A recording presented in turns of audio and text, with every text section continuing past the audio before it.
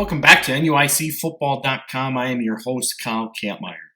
Looking back at Week 6, it pretty much played out how we anticipated it would. Lena Winslow picked up the big win over Du-Pec, 48-27, behind 509 yards rushing, powered by Gage Dunker's 364-yard and 5-touchdown performance.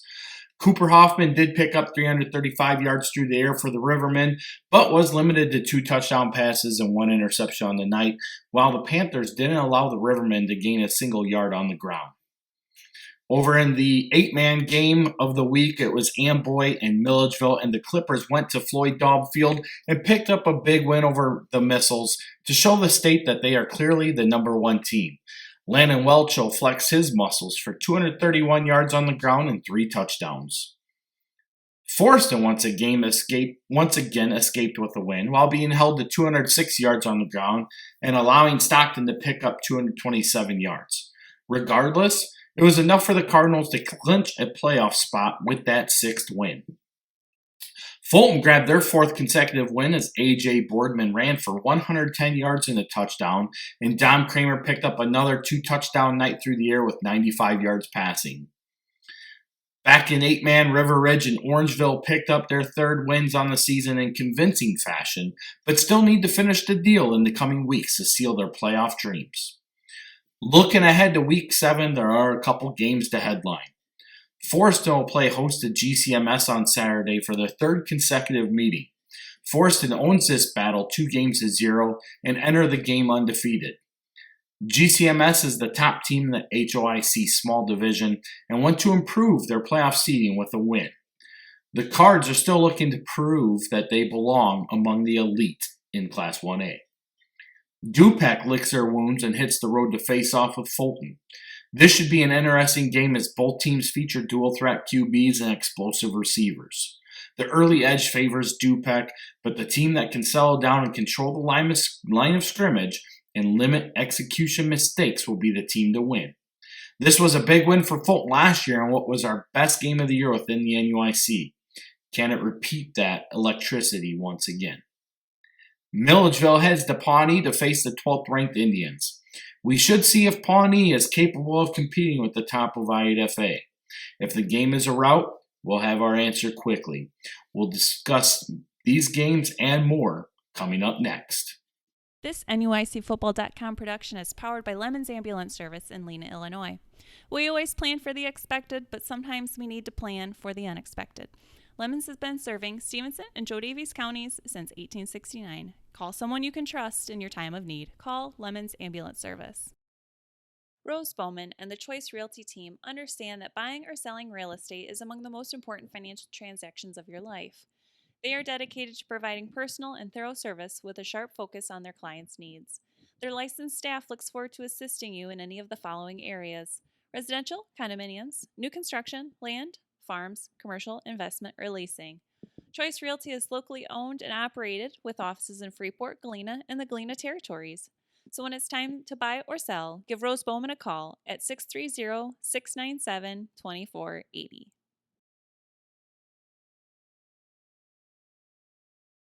Amboy hits the road to play AFC in what is their closest game of the year as the Clippers enter the game 6-0, while AFC enters this game at 1-5.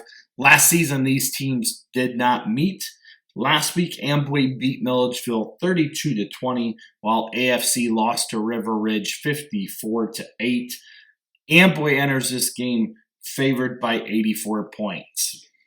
Really, there's not a whole lot to talk about in this game as Amboy should put on the cruise control and get this game out of the way fast, get the subs put in early, and be ready to move on to their next game in Week 8, where they will go and play Orangeville.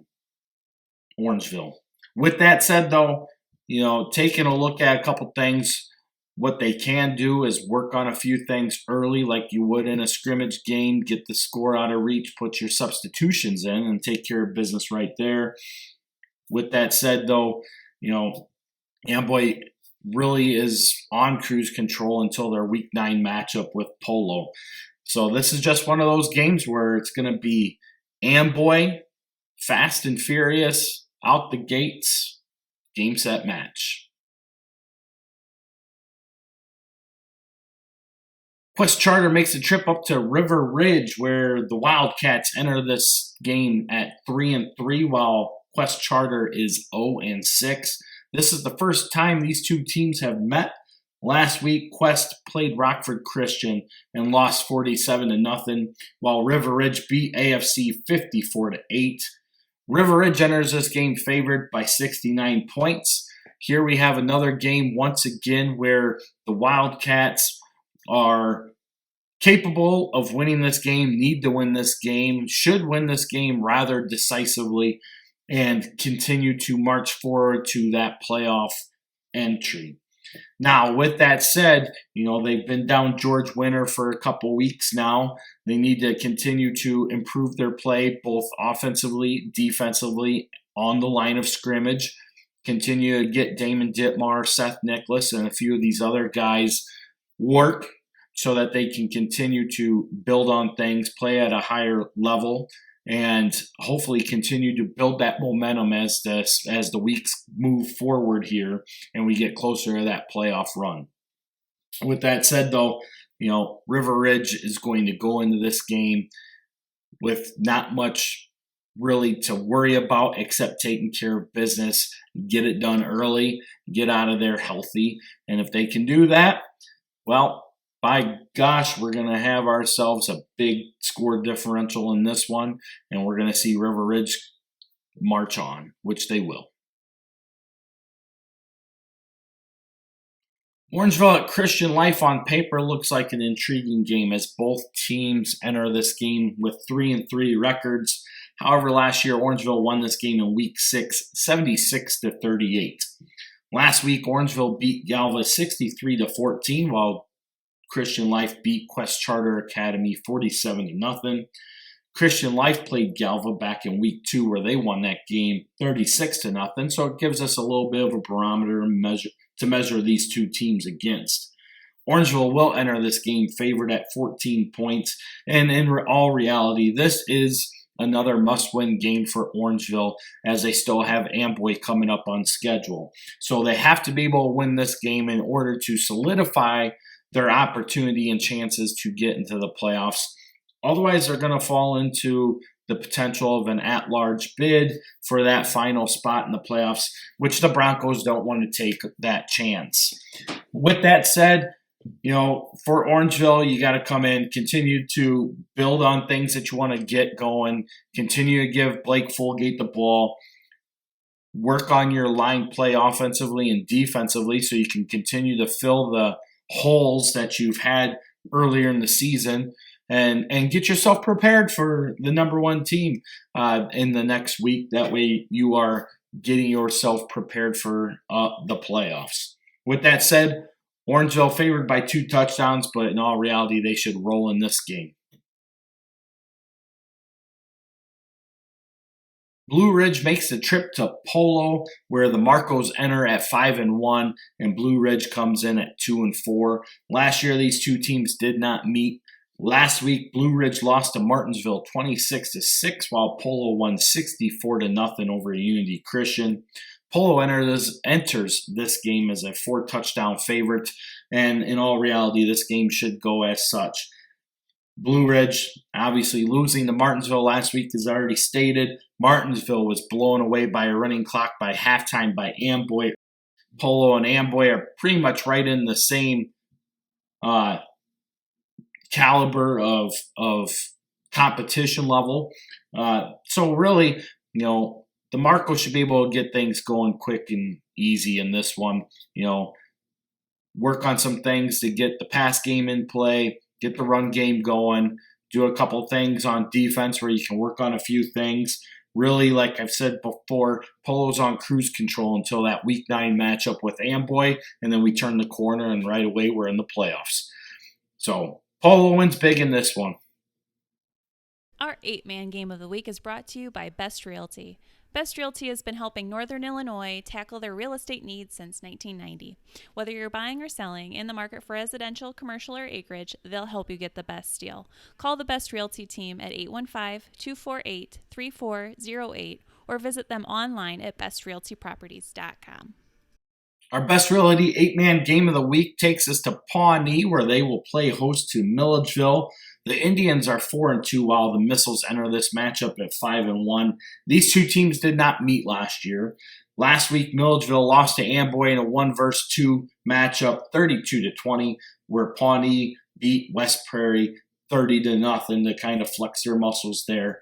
Milledgeville is going to enter this game as a 5-touchdown favorite, and in all reality, part of the reason why it's our game of the week is because it is featuring a game of two state-ranked opponents and two teams that will definitely make the playoffs here. But with that said, the Missiles just need to keep working on firing on all cylinders, lick their wounds a little bit from last week's loss, continue to build on what they have going on, get in there, work on the run game with Connor Nye and Micah Tom Smith, get the pass game going with Nye as well, get Connor Johnson some looks, Bryce McKenna, those guys.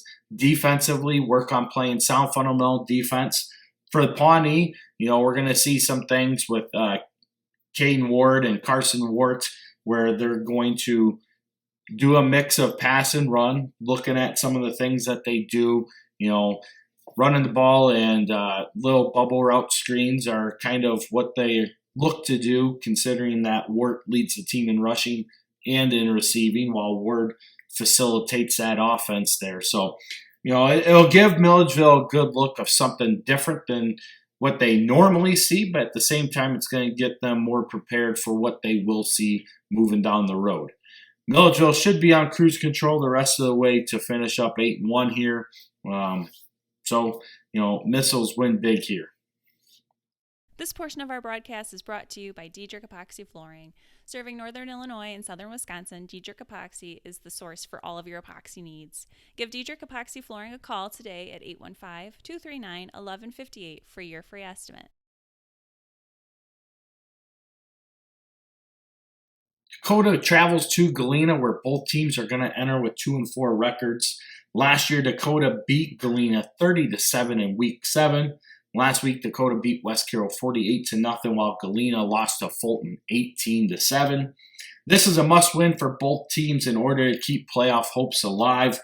A loss here for either team is going to pack their season up, basically, so to speak, as they will not make the playoffs.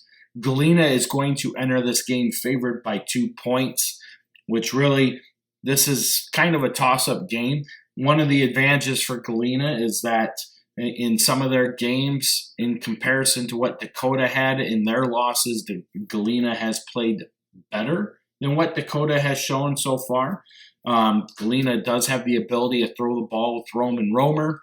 Then they have the running backs with Miles Schumacher and Jack Reese. They've been able to get some receptions with a couple other players as well. And they need to continue to develop that and work on it, because the following week you got Lena Winslow on schedule. But you can't get caught overlooking, because both of these teams are fighting for their playoff lives right now. It's win or go home basically from here on out for these two teams.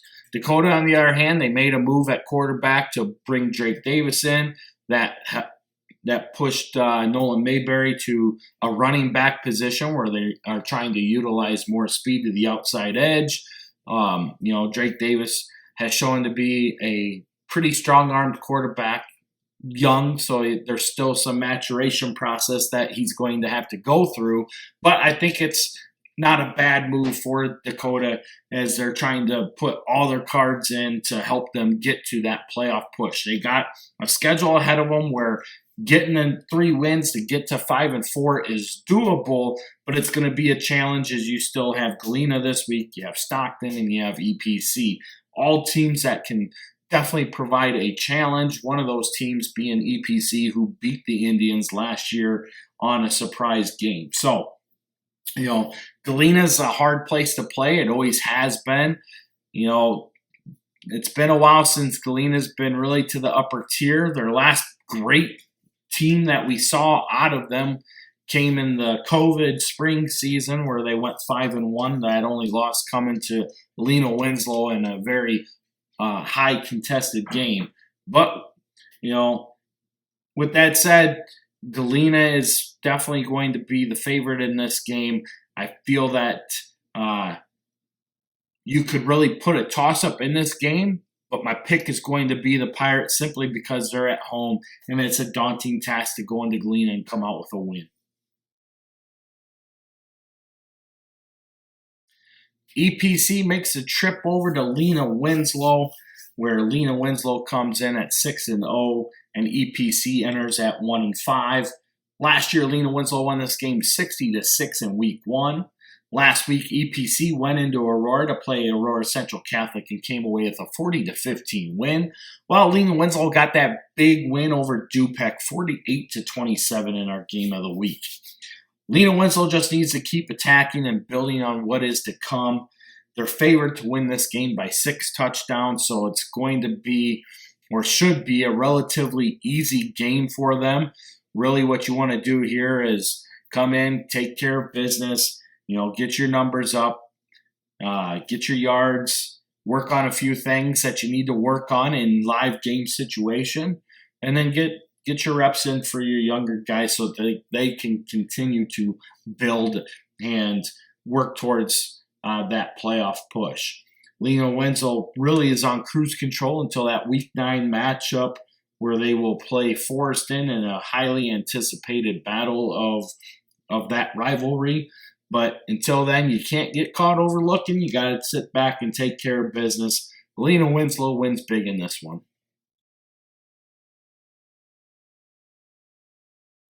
Stockton travels to West Carroll, where Stockton enters this game at 2-4. West Carroll is 0-6. Last year, Stockton won this game 64-8 in Week 5. Last week, Stockton lost 22-8 to Forreston, while West Carroll lost to Dakota 48-0. Stockton needs to stay healthy, pick up win number 3. They're favored by 6 touchdowns in this game. Out of the 3 remaining teams that are 2-4, Stockton, Dakota, and Galena, Stockton is the select pick to get to 5-4 and make the playoffs. In order for them to do that, though, they have to, 1, come hungry and ready to go. West Carroll obviously has not given up a point yet against NUIC opponents. So Stockton has something to look forward to there in order to keep that streak going for the rest of the conference. Whereas, they need to continue to work on the pass game with Kobe Tucker, get that run game going behind Tanner Guile and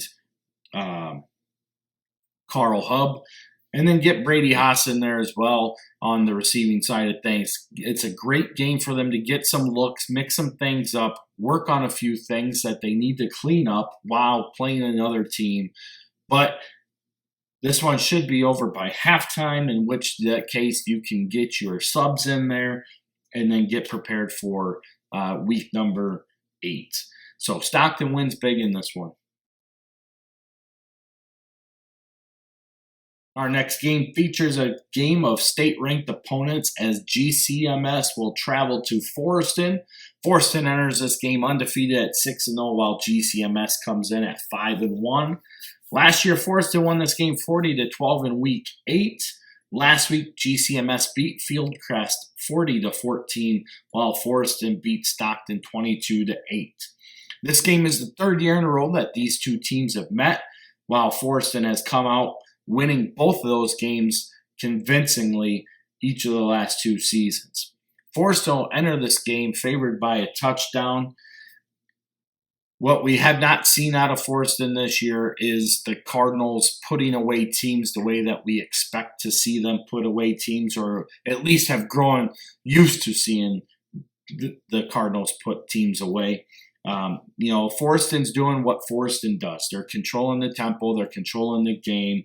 What they have done is they've been able to be resilient at the same time while they've been able to get different people into the play. You don't really have a true standout player on this Forreston team with the way that they platoon the people in. We know the names. You got Micah Nelson, you have Caleb Sanders, you got Alex Wright, and a few others there that are definitely helping this Cardinal team out. But, what this team lacks is that definitive win. Every game that they've played has been won by 14 points or less, with the exception of that 46-0 win that they had over West Carroll. With that said, though, the Cardinals are doing what they need to do in order to continue to win. And we already know what they can do in order to put themselves in position to win. They chew up a lot of clock. They play ball control style offense. They have a no huddle style offense to help keep you moving. But their toughest schedule is in front of them now. So, a lot of people are looking at it like a bad thing. But in reality, it's a good thing. You come in, you're 6-0 right now. You've already qualified for the playoffs. You're going to play 3 state-ranked teams all going to the playoffs over the course of the next 3 weeks. So it's going to give you that playoff-type feel and play style 3 weeks before you actually hit the playoffs. So it's going to be some good learning experience for the Cardinals as they get prepared for what they hope to be another long playoff run, something that we've come accustomed to seeing out of the Cardinals over, the past 8-9 years now. So, Forreston favored by 6. I think they actually come out of this game with a little bit larger score differential than that, but we shall see. Forreston should move to 7-0 in this game. My pick is the Cardinals. Our 11-man game of the week is brought to you by Best Realty.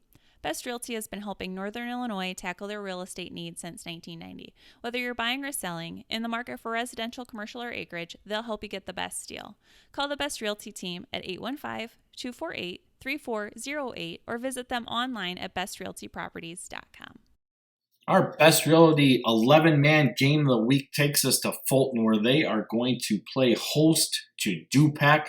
The Rivermen enter this game 5-1 after losing to Galena last week 48-27, while Fulton enters at 4-2 on a 4-game winning streak after beating Galena 18-7. Last year, Fulton won this game 31-22 in week 3, which was definitely the best game in the conference last year. Du-Pec is going to enter this game favored by 6 points. Taking a look at these two teams, they both have great quarterbacks with Cooper Hoffman on one side and Dom Kramer on the other side. Really, the only difference is Cooper Hoffman is definitely playing at a high caliber level, something that we expected to see out of him after being a starter last year. For Kramer, we're starting to see that maturation process take place as the season moves forward and along. He continues to get better and better as the weeks go by. Obviously, we know about Du-Pec's receiving skills with Jackson Diedrich, Brody Black, Drew Williams, and a few others in there that have made phenomenal plays, picked up big yards throughout the season. On the other side of the ball for the Steamers, you have Balin Damoff, you have you have Trevor Theismann, and a couple other guys there that are going to definitely help build that Steamer offense. And what this game's going to come down to really is going to be on the line of scrimmage. The team that can be able to not just throw the ball, but run the ball consistently to control the clock, control the tempo of the game, is going to be the team that's going to come out of this game with a win. Taking a look at other teams that both teams have played, Du-Pec had that, what I consider an ugly win back in week 1 against Stockton 20-16, whereas Fulton ran the table on Stockton pretty heavily just here 2 weeks ago. On the other side of it, though, Fulton just got done beating Galena 18-7, whereas Du-Pec played Galena 2 weeks ago and throttled them 62-14. Now, Fulton's definitely on the upside of things, having won 4 straight. Du-Pec comes in at 5-1, getting their first loss of the season to Galena. And if you take a look at how both those teams played Galena, that definitely favors Du-Pec a little bit more. They're able to do more things offensively against the Panthers than what we saw Fulton able to do. Fulton really couldn't move the ball effectively against Lena Winslow starters. In fact, their only score came against the subs late in the game. Whereas Du-Pec, while they got down big early, they stayed in the game and they were able to continue to keep that Lena Winslow starting defense on the field because of how explosive their offense really was. So when you take a look at breaking down these two teams, this game definitely should go by way of Du-Pec, and the Rivermen are my pick to win this one on the road. Our NUICfootball.com state rankings are presented by Leading Edge Fundraising.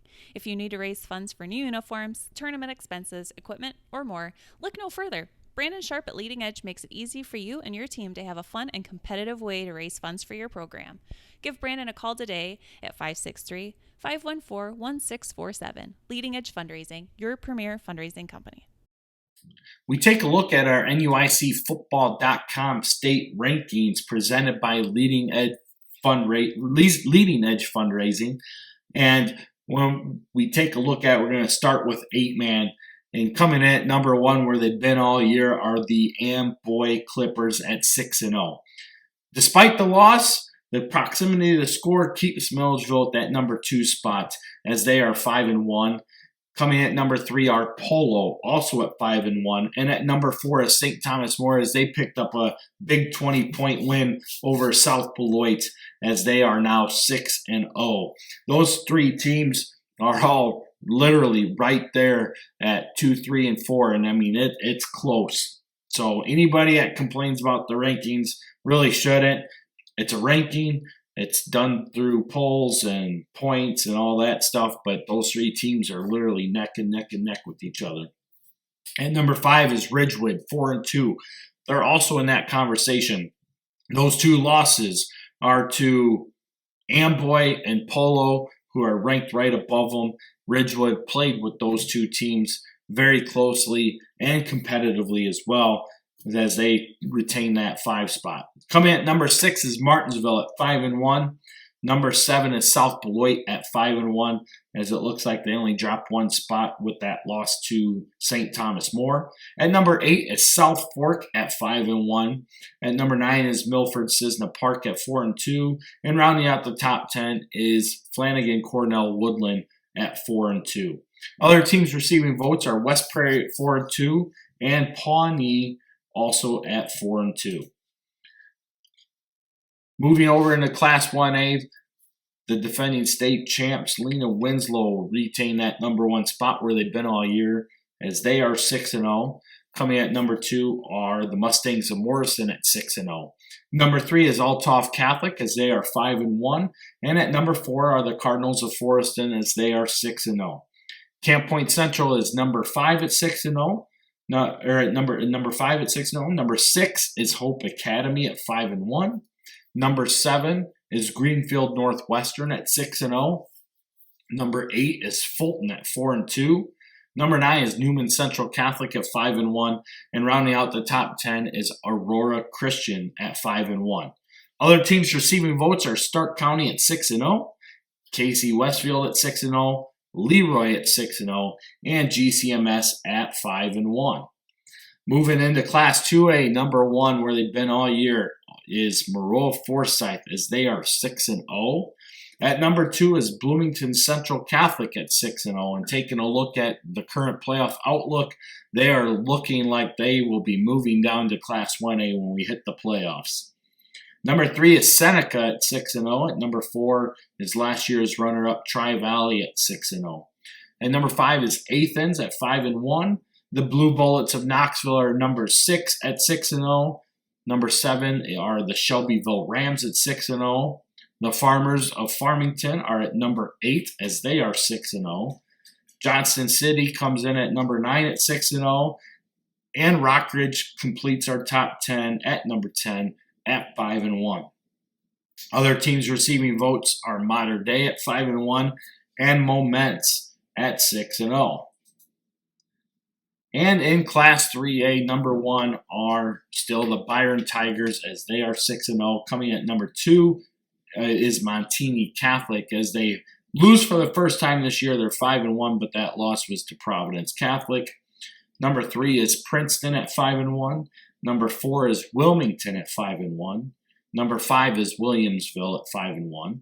The Rivermen of Du-Pec grabbed the 6th spot at 5-1. St. Joe Ogden is number 7 at 4-2. The Roxana Shells are number 8 at 6-0. Number 9 is Olympia at 4-2. And rounding out the top 10 is DuQuoin at 6-0. Other teams receiving votes are Chicago Phillips at 4-2, Tolono Unity at 4-2, and Mount Carmel at 5-1. So that gives you a look at our leading edge fundraising NUICfootball.com state rankings. Our NUICfootball.com Players of the Week is sponsored by our friends at Benchwarmers. Each winner receives an extra large pizza and a dozen boneless wings. Just stop in to claim your prize. Located in Freeport at 2143 West Galena Avenue, Benchwarmers is a great place to gather with friends to watch the big game. For American pub food and fun at its finest, check out Benchwarmers. And make sure you try the cheese curds. Our Benchwarmers Player of the Week for 8-man for Week 6 goes to Amboy's Landon Welcho. Landon had 16 carries for 231 yards and 3 touchdowns as he helped power Amboy to a 32-20 win over number 2 ranked Milledgeville to keep the Clippers undefeated and at that number 1 state ranking. Congratulations, Landon, on your Player of the Week honors. And on the 11-man side of things, Lena Winslow's Luke Stabenow is our Player of the Week winner. Luke helped guide the Lena Winslow offense from his offensive lineman position while they ran for 509 yards on the Du-Pec Rivermen in our NUIC Game of the Week. And on defensive side, he was definitely a guy that helped put a lot of pressure on Du-Pec quarterback Cooper Hoffman as the night continued to go in favor of Lena Winslow in that game as they come away with a 48-27 win. Congratulations, Luke, on your Player of the Week honors.